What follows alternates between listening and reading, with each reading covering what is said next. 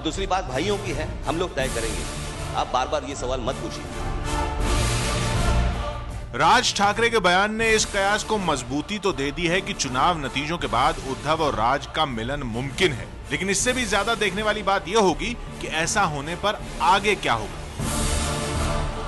क्या सालों बाद दो भाइयों का गठजोड़ महाराष्ट्र की राजनीति की पूरी तस्वीर बदल कर रख देगा? अलग होने के 8 साल बाद राज और उद्धव अगर साथ आए तो मंशा सिर्फ एक होगी, बीजेपी को महाराष्ट्र में सरकार बनाने से रोकना। इस चुनावी समीकरण को हवा दे रहा है महाराष्ट्र के सटोरियों का गणित। द इकोनॉमिक टाइम्स के मुताबिक मुंबई के सटोरियों को लग रहा है कि बीजेपी सबसे ज्यादा सीट पाने में कामयाब हो जाएगी, लेकिन बीजेपी अपने दम पर सरकार बनाने में कामयाब नहीं हो पाएगी। द इकोनॉमिक टाइम्स की रिपोर्ट कहती है कि सट्टा बाजार के मुताबिक बीजेपी को 110 से 115 सीटें मिल सकती हैं। वहीं बीजेपी का साथ छोड़ अकेले लड़ रही शिवसेना को 50 ही सीटें मिल पाएंगी। शरद पवार की एनसीपी को इस बार 45 से 50 सीटें मिल सकती हैं, जो कि 2009 में मिली 62 सीटों से काफी कम है। सटोरियों के मुताबिक कांग्रेस को अकेले लड़ने का नुकसान होगा और उसे 40 से 45 सीटें मिल सकती हैं, जबकि पिछली बार उसे 82 सीटें मिली थी। वहीं राज ठाकरे की एमएनएस 15 से 20 सीटें हासिल कर सकती है, जबकि निर्दलीय और अन्य को 12 से 15 सीटें मिलने का अनुमान है। मतलब सट्टा बाजार के मुताबिक इस बार कोई भी पार्टी बहुमत के लिए जरूरी 145 सीटों का आंकड़ा नहीं छू पाएगी। अगर सट्टा बाजार के इस गणित को सही मान लिया जाए तो राज और उद्धव के साथ आने की राह खुलती हुई दिखती है, क्योंकि सरकार बनाने के लिए पार्टियों को आपस में हाथ मिलाना ही होगा।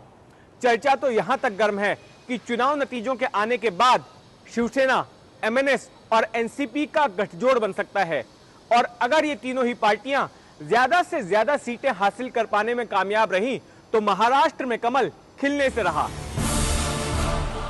लेकिन हकीकत यह भी है कि महाराष्ट्र में इस बार का विधानसभा चुनाव उद्धव और राज ठाकरे दोनों के लिए ही अग्नि परीक्षा से कम नहीं है। दोनों के लिए अपनी पार्टी को ज्यादा से ज्यादा सीटें दिलाना सबसे बड़ी चुनौती है।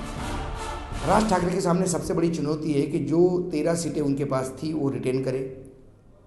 दूसरी बात, जहां जहां पिछली बार 40 जगह पे उन्होंने शिवसेना के विधानसभा में लोगों को हरवाया था, बीजेपी शिवसेना को, वो 40 सीटें जो हैं वहां उनका इम्पैक्ट है। वहां से वो और कितनी सीटें निकाल सकते हैं, ये देखने वाली बात है। 2009 विधानसभा चुनाव में महाराष्ट्र की 288 सीटों में से शिवसेना ने 160 सीटों पर चुनाव लड़ा और उसे सिर्फ 44 सीट पर जीत मिल सकी, जबकि उस समय शिवसेना के साथ गठबंधन करने वाली बीजेपी को 119 में से 46 सीटें मिली थी। लेकिन इस बार कहानी बदल चुकी है। बीजेपी शिवसेना का 25 साल पुराना गठबंधन टूट चुका है और शिवसेना अकेले ही मैदान में है। उनके लिए सबसे बड़ा जो चुनौती जो है वो ये है, किसी भी हालत में, भले ही वो अपने अकेले के बलबूते पे सत्ता पे नहीं आए, लेकिन उन्हें ये देखना पड़ेगा किसी भी हालत में उनकी सीटें भारतीय जनता पार्टी से ज़्यादा हो। मुंबई कोंकण में शिवसेना है, उन्हें मराठवाड़ा और विदर्भ में जो उनके सांसद हैं वहां से सीटें खींचनी पड़ेगी। शिवसेना का प्रभाव मुंबई, ठाणे और कोंकण के इलाकों तक सीमित है। इन क्षेत्रों में विधानसभा की 80 सीट आती है। राज ठाकरे की पार्टी एमएनएस की बात करें तो मुंबई और नासिक में एमएनएस का अच्छा खासा प्रभाव माना जाता है। नासिक महानगर पालिका पर एमएनएस का कब्जा है। नासिक से एमएनएस के 3 विधायक भी हैं। हालांकि 2014 लोकसभा चुनाव में एमएनएस का हाल बहुत अच्छा नहीं रहा। राज ठाकरे की पार्टी एमएनएस को लोकसभा चुनाव में 1% वोट भी नहीं मिला। महाराष्ट्र की किस्मत का फैसला करने जा रहे इस विधानसभा चुनाव में कोई किसी के साथ नहीं है।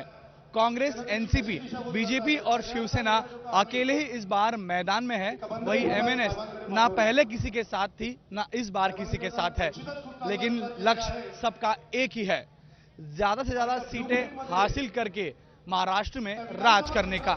अब अगर इसी लक्ष्य को हासिल करने के लिए 8 साल पहले अलग हुए दो भाई नतीजों के बाद हाथ मिला लें तो महाराष्ट्र की राजनीति की तस्वीर बदलनी तो तय है।